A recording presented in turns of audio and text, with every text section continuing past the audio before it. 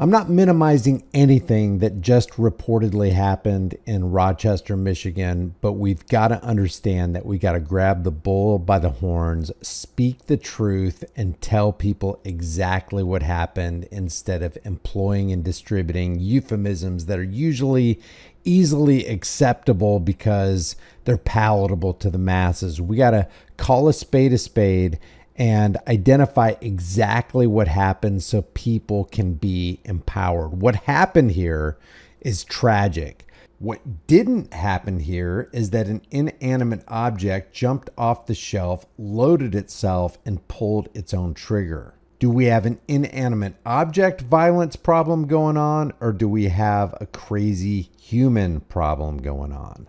And what I want you to do as we go through this is to put yourself in the shoes of the people who had to live through this, who did live through this. Some people didn't live through this. Ask yourself, what would I want to do if I was ever confronted with a tragic situation like this? What kind of position would I want to be in? What kind of maybe personal protection device should I have with me so I can protect myself, my family, loved ones in my zone of influence, or even people, strangers that just happen to be in the general proximity to where I am? Listen to this. The mass shooting in Michigan. This is north of Detroit at a spot popular with families. ABC's Alex Perche is in Rochester Hills with more on that. Alex, good morning. Hey, Whit. Yeah, the sad reality this morning is there are dads in this community that are waking up this Father's Day in the hospital because of the violence that happened yesterday. Now, on a normal hot day, the Brooklyn splash pad is a place for families to cool off. And police say that's exactly what was happening yesterday before that alleged gunman came through and opened fire, seemingly randomly. I've taken my kids to a splash pad. You've probably taken your kids to a splash pad or to a park. Do you ever think to go to a park or a splash pad without a personal protection device, realizing, hey, this might be a mild inconvenience, but man, it's going to be better to have it and not need it than to need it and not have it. You never want to be in a situation, especially when you're with your family, where you are completely at the mercy of some madman with a gun. We're going to be at the Brooklyn splash pad. This morning, authorities investigating the terrifying moments in Michigan after a shooter opened fire at a splash pad park, injuring at least 9 people, including children.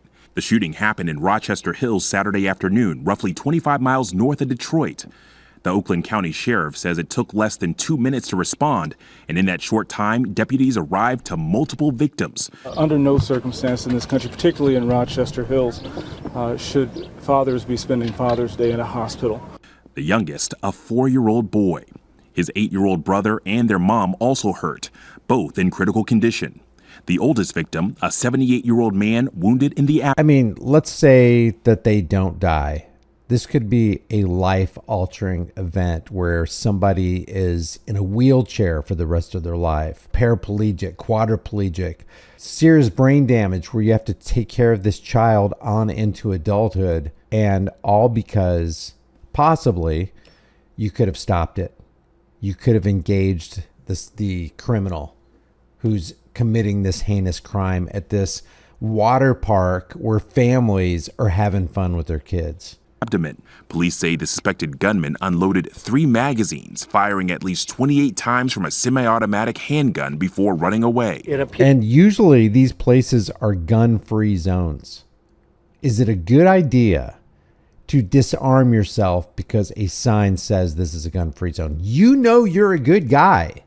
You're not going to do anything bad with your gun, but you don't know that the other people that are entering the park are going to also obey that sign, because criminals won't and don't, and they don't care about signs, and they don't care about politicians' laws, and they don't care about the rules of society.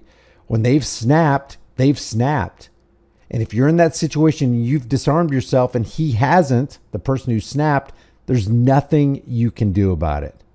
Here's like the individual pulled up, exited a vehicle, approached the splash pad, opened fire, reloaded, opened fire, reloaded, left.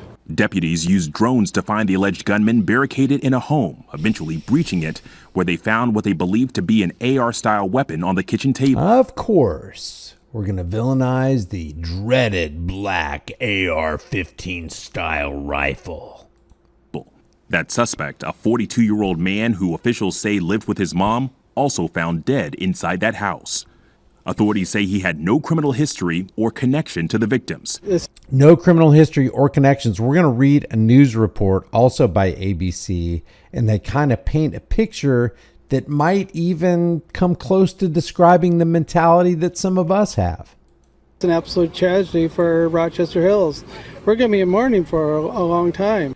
Now the community reeling from what authorities say was a random attack. This is just something you just don't get over overnight. The Oakland County Sheriff has called this shooting a, quote, punch in the gut. And as his investigation continues, there are several key questions about those firearms. And then also, Janae, were there any warning signs?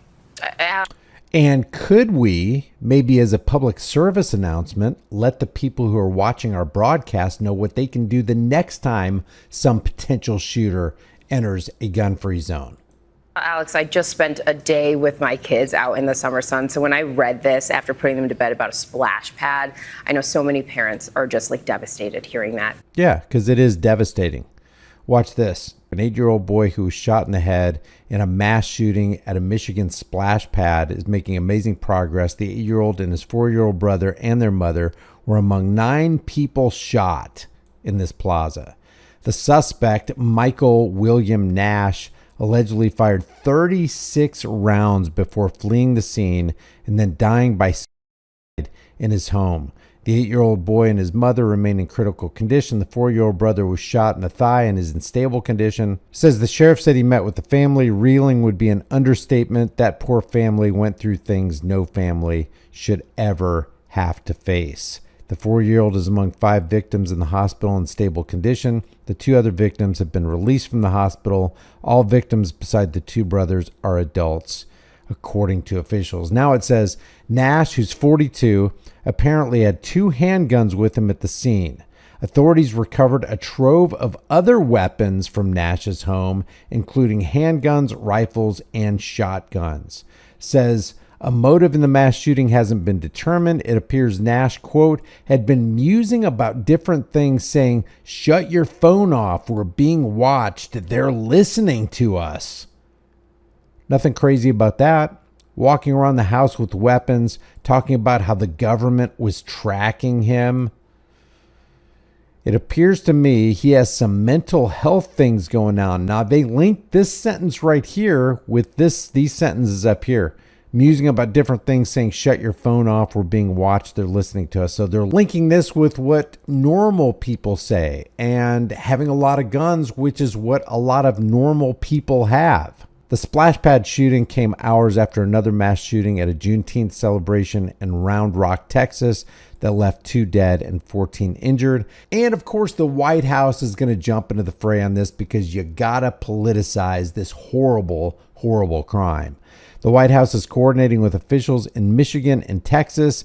Quote, the president, this is from Karine Jean-Pierre, the press secretary, the president has been tracking these tragedies. We are praying for, I don't think Biden can track anything.